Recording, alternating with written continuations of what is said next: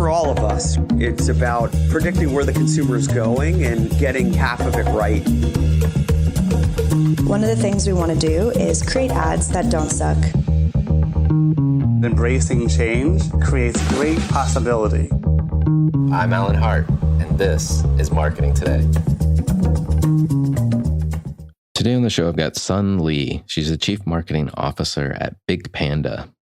Sun is a seasoned marketing leader with over a decade of experience heading marketing and communications for big names like Sisu Data, SurveyMonkey, and Pure Storage. On the show today, we talk about her experience coming to the US alone at 15 and learning how to speak English for the first time, how that transitioned into her career path, working at many different agencies with a design background, moving into marketing at companies like SurveyMonkey that led to BigPanda and where she is now as CMO. We also talk about her approach to digital marketing, how she thinks about it, how content and content journeys play a big role, what she thinks in terms of AI and how it's going to shift the way in which her teams work and maybe the type of characteristics of the people that she's looking for. And we talk about her transition into the Chief Marketing Officer role from a more specialized marketing role, what that shift's been like and what have been some of the lessons that she's learned in making that shift.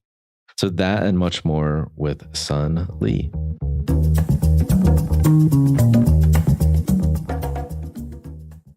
Well, Sun, welcome to the show. Thanks, Alan. I'm excited to have this conversation. Before we get into the business side, I wanted to know, what was your experience coming to the US at 15 years old and not speaking English? That seems like a big hurdle.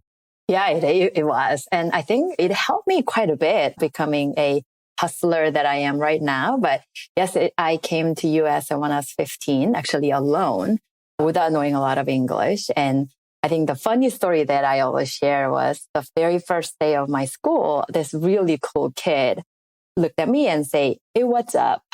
And I literally looked up the sky because no one taught you in proper English what's up means. So it was really embarrassing as being a teenager in this new country, meeting new people, actually who doesn't understand me. It was a very embarrassing moment of actually my teenage year. But looking back, I actually had an opportunity to have a speaking session at graduation of my high school. And I opened up entire speech with what's up in a very cool way. I turned one of the most embarrassing moments of my life into one that I actually remember as accomplishment. I love that. We should have started with saying, "What's up, son?" I know, right? That's awesome. That's awesome. That's quite, and coming to the country alone and not speaking English, that's even a double whammy too. But that's great that you were able to overcome it and even lead your schoolmates in the speaker as a commencement speaker type person. So, yeah. And I think I get a lot of, hey, English as a second language person, how do you be leading a marketing organization? And I think there's a lot of benefit to it because I was mistaken quite a bit when I was learning English, that you learn how to be more concise and then actually simplify what you're trying to communicate and actually be more direct on your communication style. But I think that you can apply that to modern marketing, right? Because that's the superpower is that, like, how do you actually communicate concisely in a short time frame? So it actually helped me quite a bit. Yeah, it might be your superpower because as marketers, we're not very concise many times, at least my experience as one. Mm-hmm. So yeah, I think that you probably got a little bit of a superpower out of your situation. Mm-hmm. You are now the CMO at BigPanda. Where did you get your professional career started and what were some of the stops along the way? Mm-hmm. If you look at my background, I actually started my career as a brand and digital designer in the Silicon Valley during the e-commerce boom in early 2000. I was a part of an agency that actually led a lot of digital and lifecycle marketing for one of the largest e-commerce brands in the world. And it was a really good learning environment for both agencies and then also the organizations because it was just growing really fast. And then it was really good time to be on agency side. And at the same time, I actually worked with a lot of small startups with their branding and marketing initiative from the agency side. And many startups actually became really big names. Actually, I know a couple of the multi-billion-dollar startups that I worked on when they were as small as 9 people. And then a lot of companies didn't go anywhere. And most of them actually they're not around anymore. And then some got bought. And the whole startup ecosystem was really fascinating. So I went get into my master's degree in big business. And upon graduation, I decided to join a client side from the agency side. And as I choose my careers along the way, I was actually more grabbing towards the opportunities that gave me a different learnings. I chose to work at SurveyMonkey because it was a market leader in online survey industry, but they were the really like a 19-year-old startup. And how would you reposition that without actually hurting the brand reputation and equity they have, and ultimately led to IPO? Then I wanted to go work at Pure Storage because they were the challenger brand in a not growing industry. Everyone was like making fun of me when I joined Pure Storage industry, right? But they were the amazing challenger brand in that ecosystem. And also they ultimately became a market leader right now. And I went very small after Pure Storage with the Sisu Data, and it was a pre-product market fit company, but we had an amazing board of directors. So I wanted to learn how the board of directors guiding and working with a small startup to go through the experience of a product market fit and the post-product market fit. And then it led me to a BigPanda, where we are actually putting together a strategy and plan for the second phase of the growth of the company, exploring the new product offerings and market opportunities. So it's very different learnings throughout my career. I love that. And like you mentioned, you've seen on the agency side and even in your client side experience, you've seen a lot of different types of marketing and companies prior to BigPanda. How does that shape how you think about what marketing is and what marketing should do? Mm-hmm. Yeah, and also industry is evolving around marketing quite a bit. So I don't think, and I don't think anyone out there can define what marketing is in the single sentence. But how I approach each opportunity and job, there are 2 things that I look at it. Regardless of your go-to-market motion or segment you serve, 2 things actually don't change for marketing. One is actually focus on your customers. And then the second thing is actually really understanding the business impact that you can make. Knowing your customer and then speak their language, that's ultimately marketing's job, is to put a relevant content addressing the pain that your customers go through, and then show up where they actually are exploring the new information and idea. It's the job of marketing. But not all marketers have the luxury of being the user of the product they market. Especially B2B tech, it's very complex technology that you market. And then a lot of times, marketers actually don't have the technical background. And looking at even myself, I don't have the technical background to fully understand the customer, their workflow, pain, and also not alone building an empathy around that persona. So I think that for me, regardless of which company I join, it's the very first goal of myself, and I think for my team, is to create an opportunity for my team and myself to hear from the customers and really build the understanding. You don't have to pretend that them all, but I think that if you have a better understanding of your customers, you can build the empathy, and also ultimately you will be able to speak the language they speak. And I think it got a lot easier in more modern era because we leverage technologies like Gong, call recordings to train the marketers. And it actually became one of my KPI for my team is a number of Gong calls they listen to based on the topics, and whether it's pricing or the competitive mention or a industry changes or job title changes. So I think that they can gain a lot of understanding of the changes through their customers' own words. So I think that's the one area that I focus a lot. And second thing is actually you got to know your number and also the number that matters. I think that I've been at some organization where a lot of marketers, they present lots of data, because I think that marketing probably sits on the most data in any organization. But then it misses context and then also so what of it. Because I think if you don't actually synthesize the data and then sharing the insight, it becomes a noise to a lot of non-marketers. So it's really critical to get alignment on the way that you look at marketing effectiveness. Some more traditional way of looking at the marketing effectiveness is, hey, how many leads did you generate? And how many MQLs? That's an older way of looking at it. But I actually do believe in a really close partnership with the sales organization.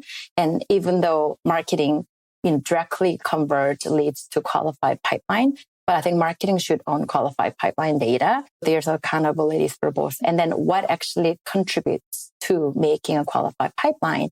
There's got to be alignment and the ways of looking at it so you can collectively present your numbers. I think that's where business impact happens, when tight alignment between sales and marketing, especially in B2B. And then also we own numbers together. And then I think that everybody understands what the definition of the number and why the KPI matters. And you got to do that early on as a alignment level, and also consistently educate people on why the KPIs. Because I think internally, even the executive level, marketing effectiveness and KPI is really complex to understand. So frequent education is the key to really deliver the business impact that you are delivering. I love it. You highlight one of the critical components, especially in B2B, but I would say in almost any industry, is that connection between marketing and sales. And I think in my conversations I've been having with folks on the podcast and just broadly speaking, your notion of getting to a shared metric. We're all trying to drive revenue at the end of the day. And your portion, which is your qualified pipeline you talked about, I think that's a very organic way to help drive greater alignment between the two groups as well. Mm-hmm. If you're all looking at the same number, and it's not just leads going across the wall. In the old days. Yeah, I think that it creates the healthy tension, and then the accountability, the right to be equal partners. I think that's why I know some marketers like, why would you actually sign up for a number that you don't fully control? But I think that's the collaboration and alignment. We're forcing it, but the outcome, I've seen it that it's a lot greater than marketing just owning the top of the funnel. Yes. Yeah. No, agree. Let's talk a little bit about BigPanda. What is the scope of the business? Who do you guys serve? And then we'll talk a little bit more about partnering. BigPanda, if we have a really cool name, BigPanda brings AI to IT operations for really large brands in the world in resolving incidents before it become a costly problem. So for plain way of explaining our technologies, the companies generate, especially IT operations layer, generates lots of data, billions alerts a day or even an hour in some cases. And it's really impossible for human operators go through each alert and then create a more proactively address a possible incident. So that's where BigPanda comes in. So we uniquely unifying all the operational data, and then we bring a operational centric AI to reduce any noise alerts up to 99%. So if you get 100 alerts in a minute, we will reduce that down to filter out the not necessary alerts down to 99%. It means that you have to pay attention to just one. We work with large brands like Autodesk, TiVo, IHG, large banks, large airlines to really reduce their incidents. So the customer experience is seamless. So just imagine that you're waiting for the bank ATM and then it doesn't work. Right. And then imagine the IT person responsible for the ATM account, the operations across the state. You're not in a happy place. You cannot at night. We prevent that so people can go back to their home and then live their life normally. Yeah. No, that's great. That's great. I'm envisioning just to your point, like the number of alerts and number of data that's potential if one thing in the system goes down, but like trying to get through all of the noise to find what's most important I need to focus on. Sounds like exactly where you guys play. So, Yeah. very cool. Very cool. But what does marketing look like at BigPanda? We are actually a challenger brand competing with some of the giants in the industry. We're big Panda, but we're not big that yet. So we're going to be bigger in the future. So what that means is we don't have the same level of budget or the large competitors that we compete with. One advantage of us actually being a challenger brand and a startup is we can move a lot faster than our competitors. A lot of the my marketing strategy and then our planning and execution is evolving around us being the innovator in the segment. And also we are the first. A lot of feature launches or competitive, like introducing new technology into the market. We've been leveraging being the first.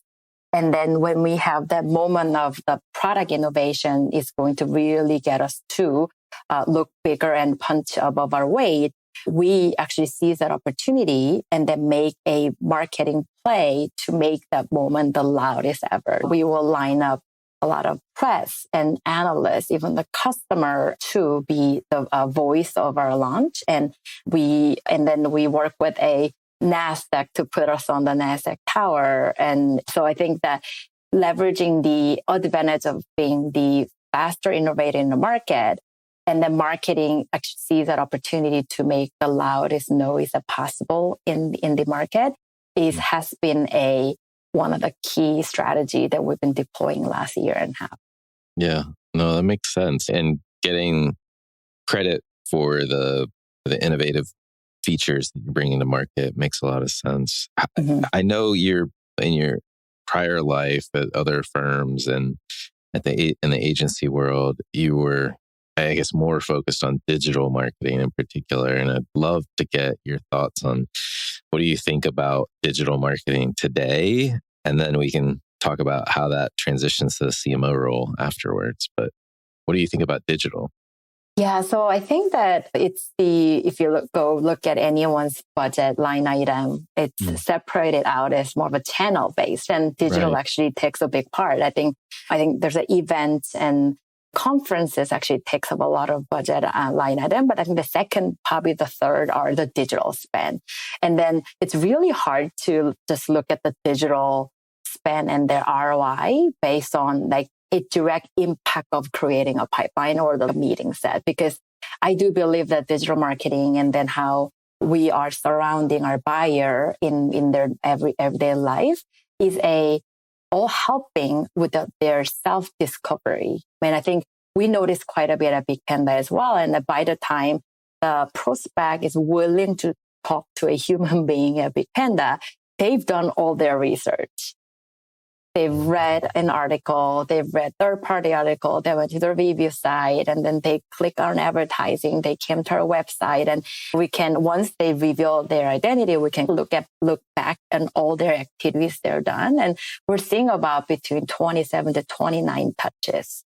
And I think that for marketer, creating that connective digital experience, so they can get to a decision, the confidence that, hey, this is a company that I want to talk to a human being.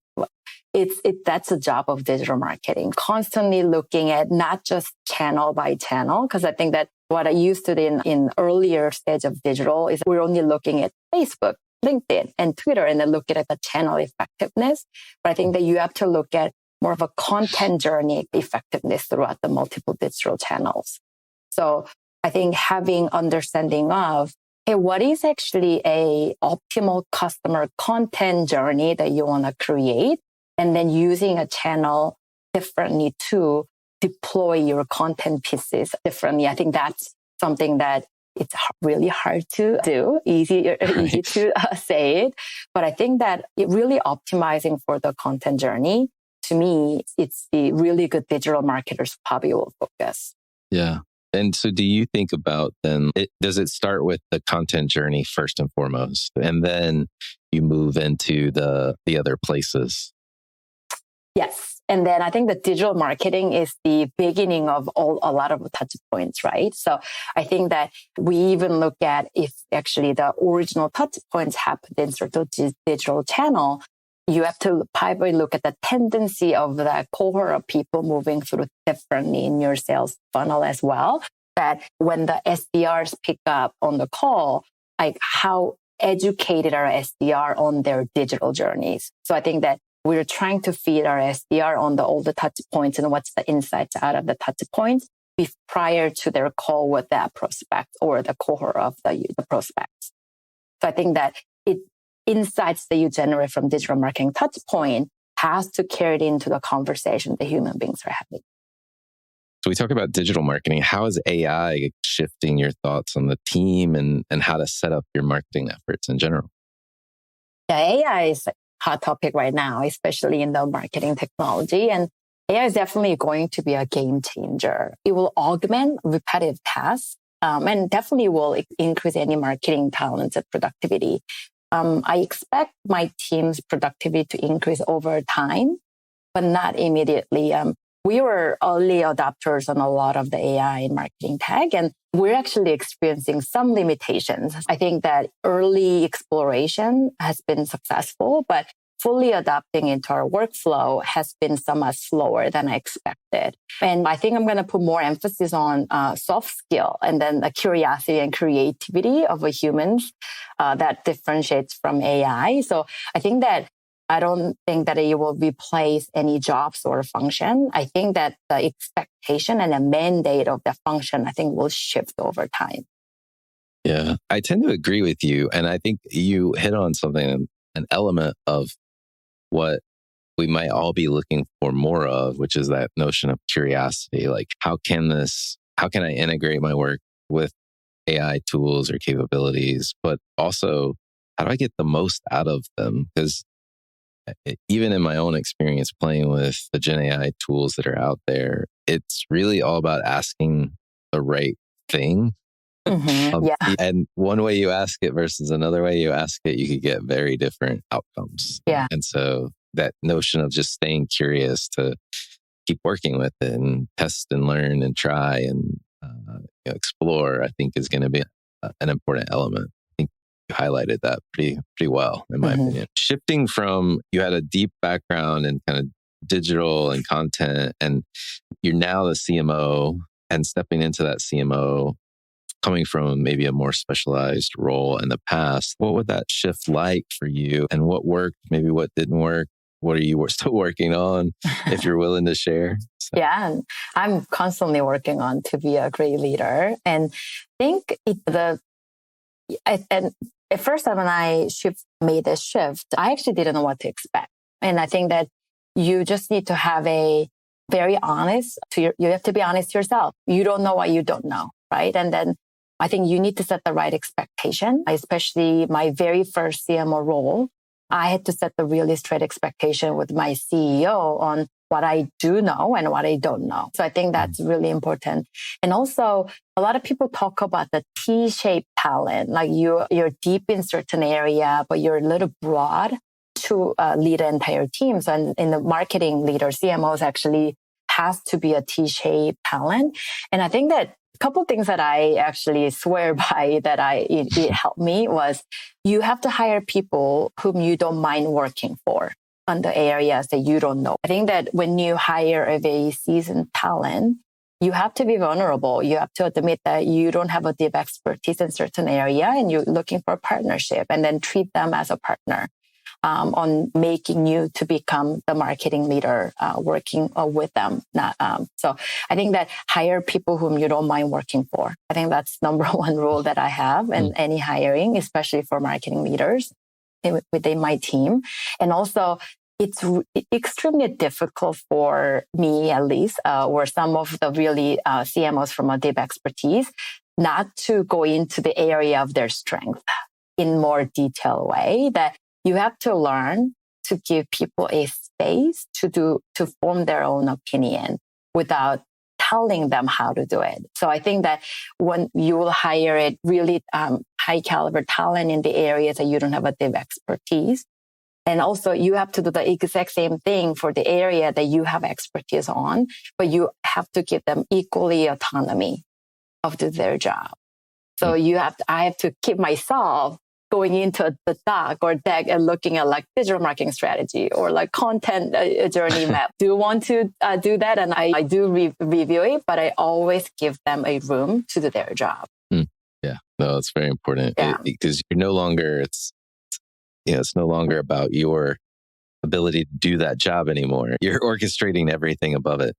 Mm-hmm. Awesome. It's always impressive to see somebody that's transitioned in the CMO role and is making a good headway, if you will, and finding their footing, if you will, and making the role their own and how you approach it. And I think you've got some good advice for those other people that might be in the same type of situation. One of the things we like to do on this show is to get to know you a little bit better. We know you're somewhat adventurous, having come into this country at a young age, not speaking English, maybe, and you've stayed curious throughout this entire time of being here. But my favorite question to ask everyone that comes on the show is, has there been an experience of your past that defines and makes up who you are today? Mm-hmm. Yeah, no, I thought about this question, and I actually do not enjoy public speaking. And sometimes as a marketer, especially when you know your topic, you don't actually put effort in it. And I had that moment happen. It was probably one of the most embarrassing professional moment in my career. Was I knew the topic really well. And then I went up to the stage in front of 300 people and I totally blacked out. And I was really believing in my self. I'm like, hey, I know the topic. I can just talk for 20 minutes in front of 300 people. But it didn't happen. I had to come down and I was very embarrassed and I just couldn't believe that happened.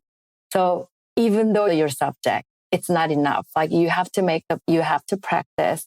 You have to keep talking to yourself about the stories and value you're trying to deliver to your audience. After that moment, I don't go on any speaking engagement or even an internal presentation without going through a practice run myself.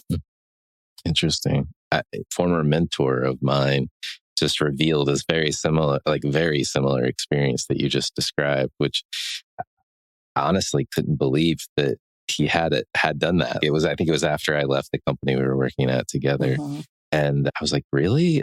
And he's same thing. I got up there and the words just left my head. I don't know where they went, but they just weren't there anymore. And it can be a frightening experience, but I think, to your point, something that you can practice your way out of. And if people who care about you, truly care about you, they'll come to you and give you feedback. And I think that I had my mentor who came to me afterward as, hey, son, you screwed up. I'm like, yeah, I did. And that feedback stayed with me for a very long time. And his coaching and his guidance actually helped me throughout the entire of my career. But that whenever I think of that moment, it's a very humbling experience for me.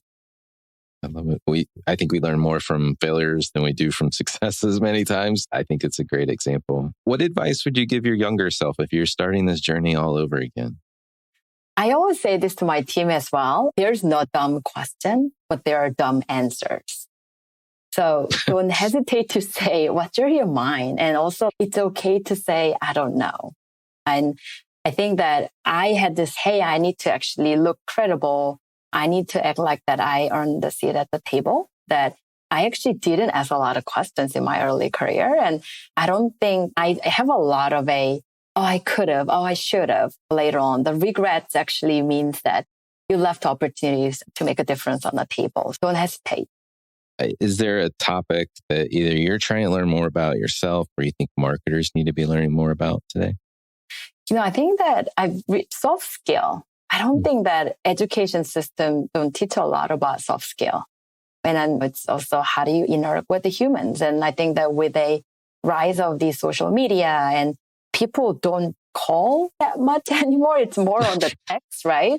So I think that human interactions, and I read a study about the loudest place used to be in the college hallway was a dining room because people were just chatting and talking while they're eating food. And these days it's pitch silent because everyone's on their phone. So I think soft skills and how to read people, how to read a room, and psychological impact on people like, hey, how do I create an environment where you can voice your opinion, don't feel like you're being judged, and then how to actually take that into a collaboration process. I think that soft skill to me is something that it's going to be more important than ever with the rise of AI. So I think that's the area that I do want to help my marketers to learn and also myself to be better at it. Are there any trends or subcultures that you follow or you think other people should take notice of?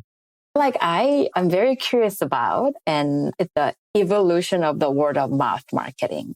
Because I think that how we buy everyday goods, like I buy a lot of stuff from the social media, and then even flyer when I go to a coffee shop that I really like to go. I look at the pinboard flyers, and very old form of marketing, but how those word of mouth and then the interactions are changing throughout different generations and then how that's going to impact on the B2B marketing in the future. To me, like that is the area that I think B2B marketers probably don't look at it as often, but what does a word of mouth look like in the B2B buying, especially a lot of remote working is becoming a norm.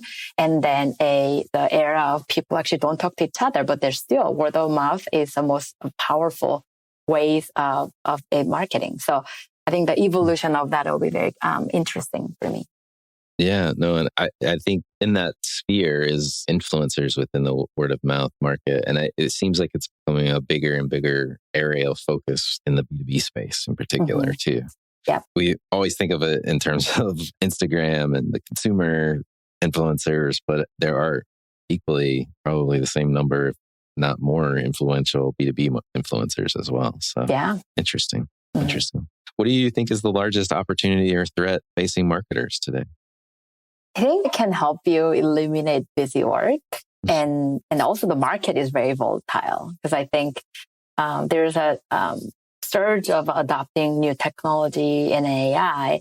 We actually don't know true implication on how that's going to change the job or even our customers' workflow. And some segment of market is going to be disappear based on, what other, the big players like Google, Microsoft, and Amazon are going to change how they leverage AI. So I think, to me, like I think I mentioned it earlier in the show, but the creativity and curiosity are going to be a superpower of marketers. But I think that with all this busy work and repetitive tasks, didn't create enough time for the marketers to really flex their muscle of the superpower. So I think now is an opportunity. So I think that it's not more of a threat, I'll say more of an opportunity is that it's now is actually time for the marketers to do well on what they were supposed to do, which is being creative and being curious, right? I think that the creativity and curiosity is going to make you a